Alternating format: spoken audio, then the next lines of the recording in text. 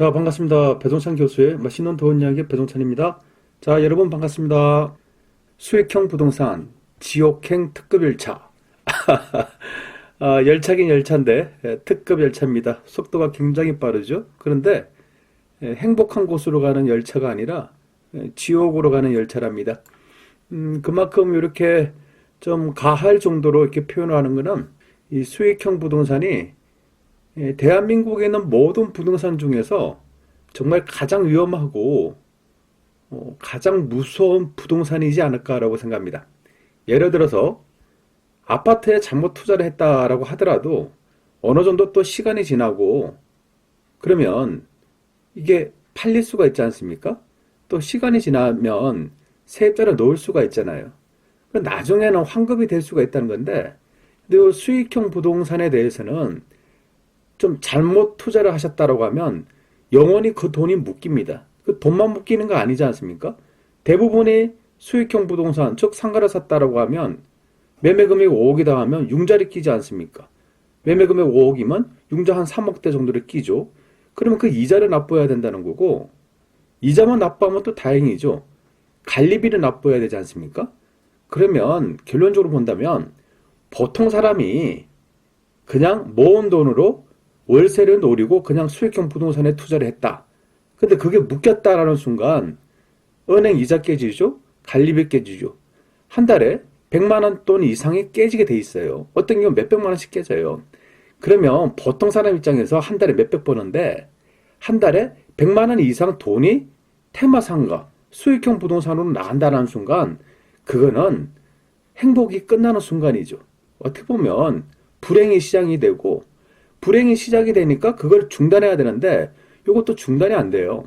그 부동산, 그 수익형 부동산이 팔릴 때까지 불행이 지속된다는 얘기입니다.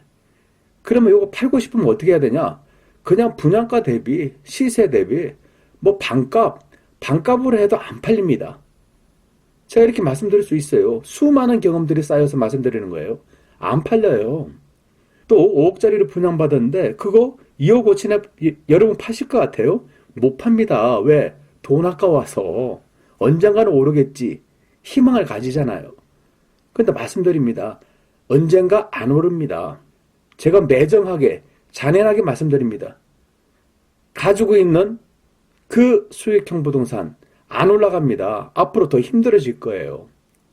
그러면 말이 수익형 부동산이지 보통 사람들 입장에서 또 부자들 입장에서 수익형 부동산은 굉장히 무서운 겁니다.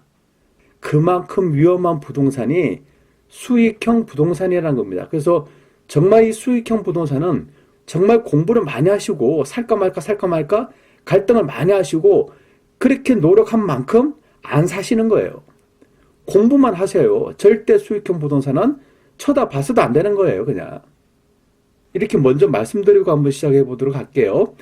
먼저 이제 길거리를 가다 보면 이제 프랜카드들이 많이 널려 있을 거예요. 차를 타고 가보면 상가 연수익률이 12% 확정이다.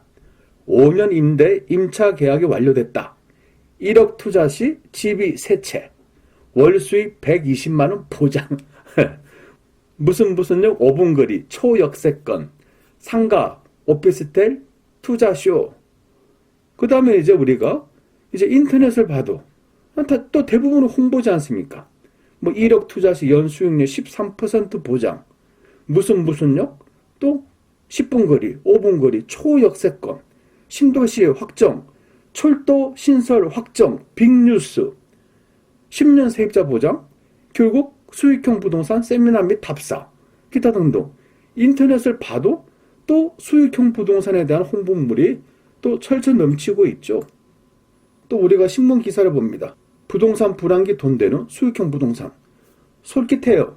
상가는 위험하다. 알짜 상가 구하는 방법. 솔깃한 제목들이에요. 그래서 이 제목을 클릭을 해보면 맨 마지막에는 뭐다? 수익형 부동산 세미나 및 답사. 또 어떤 몇 분 거리 오피스텔. 투자성이 굉장히 좋다. 이게 신문 기사인지 광고인지 아니 저 같은 경우는 책 보면 이거는 기사고 이거는 광고다 알 수가 있지 않습니까? 제목만 봐도. 근데 요즘엔요 제가 이게 신문기사인지 이게 광고 홍보물인지 제가 구분을 못할 정도예요. 그 정도로 교묘하게, 그 정도로 진짜 혹하게 이게 신문기사인지 광고인지 모르게 그냥 광고를 하고 있다는 거예요. 그리고 어떤 사이트를 보면 야, 요거는 진짜 신문사에서 이거는 잘 만든 사이트다라고 생각하는데 결론은 뭐냐 하면 이 건설회사 홈페이지 같아요. 그 뭐 오피스텔이 됐든 뭐가 됐든 테마상가가 됐든 어떻게 보면 팔아먹기 위해서 만들어진 그런 홈페이지들이 너무나 많다는 겁니다. 그러다 보니까 저 같은 사람도 헷갈리는데 우리 보통 사람들 입장에서 여러분들 입장에서는 얼마나 헷갈릴까? 그런 부분에 대해서 한번 생각해 보니까 좀 저희 마음이 좀 헷갈리는 거예요. 저희 마음이 좀 답답하고 그래서 좀 제목은 좀 가격한 것 같지만은 그래도 솔직히 저희 마음을 이렇게 제목으로 표시를 하고 이렇게 강의를 한번 해드리는 거예요. 그러면 요 수익형 부동산이라고 이렇게 많이들 얘기들 하시는데요. 저는 한 가지 의구심을 가집니다. 이 수익형 부동산이라 부동산, 수익형 부동산. 그런데 언제부터 우리가 수익형 부동산, 차익형 부동산, 연금형 부동산 이렇게 나누어서 우리가 생각을 했나요? 언제부터일까요? 그런데 이렇게 나누는 이유들이 뭘까요? 저는 또 이렇게 생각을 한번 해봅니다. 혹시 이런 식으로 해서 부동산을 팔기를 원하는 사람들이나 부동산을 꼭 팔아야 되는 사람들의 말잔치가 아닐까 하는 생각을 한번 해봅니다. 쉽게 말해서 부동산이 부동산이지 언제부터 수익형 부동산, 언제부터 차익형 부동산, 언제부터 연금형 부동산이 있어요. 여러분이 만약에 여러분 자녀분들한테 부동산을 하나, 아파트를 하나 사준다고 생각합시다. 이게 수익형 아파트냐, 차익형 아파트냐, 연금형 아파트냐 구분을 하고 아파트를 사주시는 건가요? 아니지 않습니까? 여러분의 나이가 30대, 40대인데요. 내 집 마련은 이제 하는 겁니다. 그러면 내 집 마련하는 요 순간에 요 부동산이 수익형 부동산이다, 차익형 부동산이다, 연금형 부동산이다 이런 생각을 가지고 부동산을 사는 건 아니지 않습니까? 쉽게 표현한다면 보통 사람들은요, 부자든 보통 사람이든 가난한 사람이든 이런 사람들이 부동산을 살 때는 그냥 부동산을 사는 거예요. 그런데 왜 굳이 수익형, 차익형, 연금형을 나누냐? 요건 팔아먹기 위한 사람들이 또 팔아야 되는 건설회사 입장에서 건설회사 중에서도 아파트를 짓지 못하는 그런 작은 건설회사들이 작은 테마상가나 작은 오피스텔이나 작은 도시형 생활주택이나 작은 근린상가나 요거를 팔아먹기 위해서 수익형이니 요런 단어를 넣었을 뿐이다라고 저는 생각합니다. 그러면 우리가 또 공부는 해야죠. 먼저 수익형 부동산 보죠. 저 이제 빨간색이지 않습니까? 이 수익형 부동산 보면 이 수익의 목적이 월세 수익이죠. 그 다음에 오피스텔 상가, 도시형 생활주택들이 있고 임차 유형은 주로 월세를 받죠. 월세를 받는다는 것은 타인이 거주하는 거죠. 그리고 장점을 보면 월세가 나온다는 거예요. 월세가 나와서 요 돈으로 뭐하다? 생활자금을 얻을 수 있고 요구로 노후자금을 얻을 수 있다 라고 수익형 부동산을 팔아먹는 사람들이 말을 하고 홍보를 한다는 거죠. 그런데 요 수익형 부동산의 단점을 보시면요, 첫째, 시세 차익 노리기가 굉장히 힘들어요. 그리고 세입자가 있으면 월세가 들어오는데 만약에 세입자가 없는 경우, 세입자가 없으면 공실이 된다는 거예요. 공실이 되고 또 세입자가 있다고 하더라도 연체될 가능성도 있지 않습니까? 거기다가 관리비는 누가 내요? 관리비는 현재 세입자가 산다면 세입자가 내겠죠.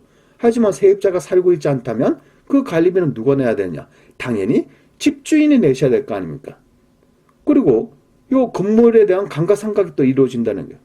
그럼 수익형 부동산은 소액으로 투자할 수 있다고 장점이라고 이렇게 홍보들을 하죠. 그리고 그 옆에 보면 파란색으로 된 차익형 부동산이 있죠. 차익형 부동산은 시세 차익을 노리는 거예요. 종류로 본다면 토지나 주택이 있죠. 그리고 임차 유형은 주로 전세를 한다는 얘기입니다. 거주는 타인이 거주 또는 본인이 거주할 수도 있겠죠. 그래서 차익형 부동산의 장점을 보면 시세 차익을 노리는 거죠. 근데 차익형 부동산도 단점은 있어요. 뭐가 단점이냐? 지금처럼 매매 가격이 하락할 수 있는 단점이 있고 전세 가격이 하락할 수도 있는 단점도 있다는 겁니다. 그리고 차익형 부동산도 수익형 부동산하고 비슷하게 소액으로 투자할 수 있다라고 볼 수가 있겠죠. 자, 그러면 이상까지 수익형 부동산에 대해서 공부를 마치고요. 수익형 부동산에 투자한 사람들을 만나보면요. 이 부동산에 대해서 굉장히 안티예요. 또 부동산에 대해서 또 공격적인 성향을 다분히 지니고 있어요. 그런 사람들과 이야기를 하다 보면요. 그 사람들은 부동산으로 인하여, 아니 뭐 정확하게 말씀드리면 이 수익형 부동산, 즉 상가, 뭐 테마 상가, 뭐 오피스텔 및 뭐 도시형 생활주택 등등 이런 수익형 부동산으로 인하여 치유할 수 없는 깊은 상처를 받은 사람들이란 걸 알 수가 있어요. 그리고 이 팔리지도 않는 수익형 부동산을 어떻게 하면 좋겠냐고 말씀들을 많이 하시죠. 중요한 것은 지금 아파트도 잘 안 팔리고 있지 않습니까? 이러한 시점에 수익형 부동산이 어떻게 팔리겠습니까? 이 모든 것이 부동산에 대해서 아는 것이 없어서 당하는 것이지 않을까 싶어요. 그래서 오늘은 수익형 부동산에 대한 포괄적인 공부를 이렇게 해드린 겁니다. 앞으로 여러분은 꼭 명심하시기 바랍니다. 이 부동산이라는 단어 앞에 이 수익이라는 단어가 들어간 순간 그 어떤 부동산인지 그냥 쳐다보지 마세요. 그냥 부동산은 부동산일 뿐이지 수익형, 뭐 종찬이형, 아니 그게 형이 왜 들어가? 형 필요 없어요. 그냥 부동산은 부동산일 뿐이다. 이렇게 생각하십시오. 부동산은요, 일시적 요행적 투자를 해서 부동산으로 성공할 수도 있어요. 또 쉽게 돈을 벌 수도 있습니다. 하지만 이러한 일시적 요행적 투자는 오래 갈 수가 없다는 얘기예요. 부동산 투자를 잘하고 부동산에 꾸준히 성공하고 싶다면, 또 부동산에 대해서 영원히 성공하고 싶다면 여러분들은 뭘 하셔야 된다? 공부를 하셔야 된다는 얘기예요. 특히 이처럼 부동산 시장이 힘든 시절에는 여러분들이 공부를 할 수 있는 절대의 기회다라고 생각하시고 공부에 먼저 매진하시기를 바랍니다. 이상까지 배종찬 교수의 맛있는 도원 이야기였습니다. 감사합니다.